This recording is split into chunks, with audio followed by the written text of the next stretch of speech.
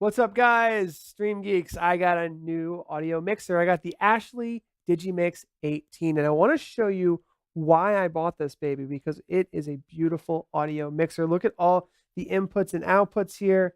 It's just gorgeous. We've got 16 ins and outs, and I'll go over all of this. So first, I just want to give you my basic impressions here of why I decided to go with this mixer in the first place. So for a very long time, when I go out and live stream, in fact, let me play you some B-roll of the last concert that I shot. So here's the last concert that I was at. It's called the Pretty Good Fest here in Pennsylvania. I've live streamed this will be my 4th year coming up in 2 weeks. And I've always really used a Focusrite USB audio interface working with the already established and ready to go audio guy, the audio engineer, who's using some really big Yamaha expensive audio mixer.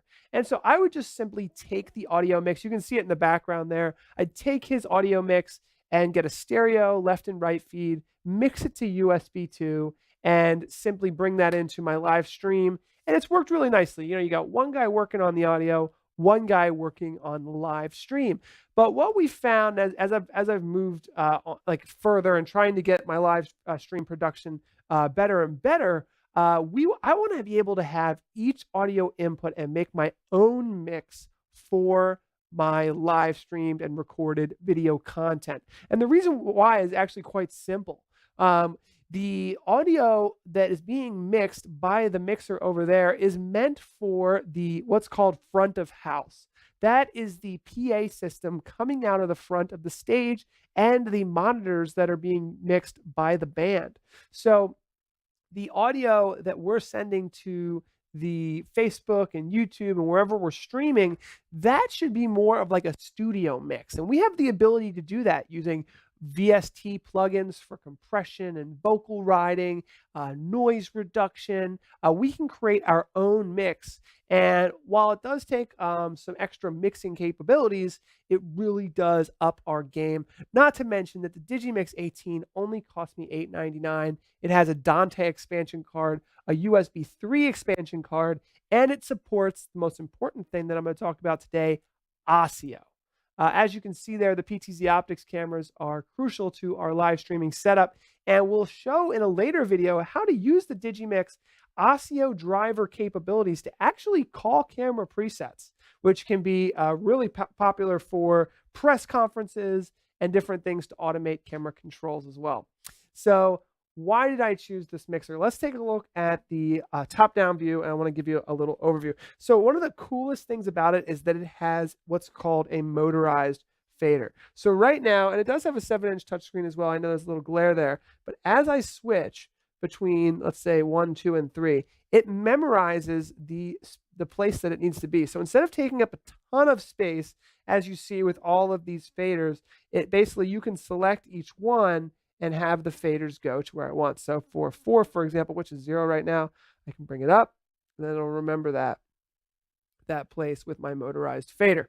Now, it also has the ability to do EQing, and you can actually do the EQing inside of this mixer, which I really like. We can actually go in here and set up scenes and do the mixing right in here. It also has the ability, here's my EQ and everything. If I wanted to do a special EQ on that as well, or we could do a flat EQ. I'm not going to reset it right now. We'll go back to the mixer, but you can do all your EQing. You can do reverb and things like that in the 7-inch touchscreen that it comes with. Of course, it's got all of the normal sending and saving out the aux inputs, the mix effects, and then all of our viewing here. Now, let me show you the back really quickly, because that's really where all the ins and outputs are going to be.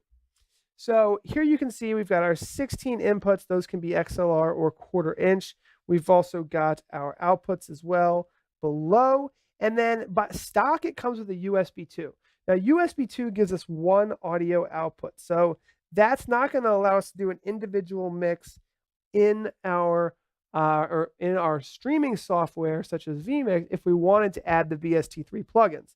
So you could do all of the mixing in here, and then just take the USB 2 output and create a good studio input. But if we want, there's an expansion card here, and what I'm going to be using it for is a USB 3 expansion card that will plug into either my digital audio workstation, whether I'm using Ableton or Pro Tools, or I'm going to plug it into vMix, which actually can take some of the inputs and imply a VST3 plugin on it. And we've talked about that. Check out our other videos on VST3. So it also supports something that I'm very interested in, though I haven't really played with yet, is called Dante, and it's audio over IP. And that should allow us to connect this mixer to a network with another Dante-enabled device and really do some amazing things, bringing network audio, low latency, high quality video over the network. So it's future proof because there could be other cards coming out as well.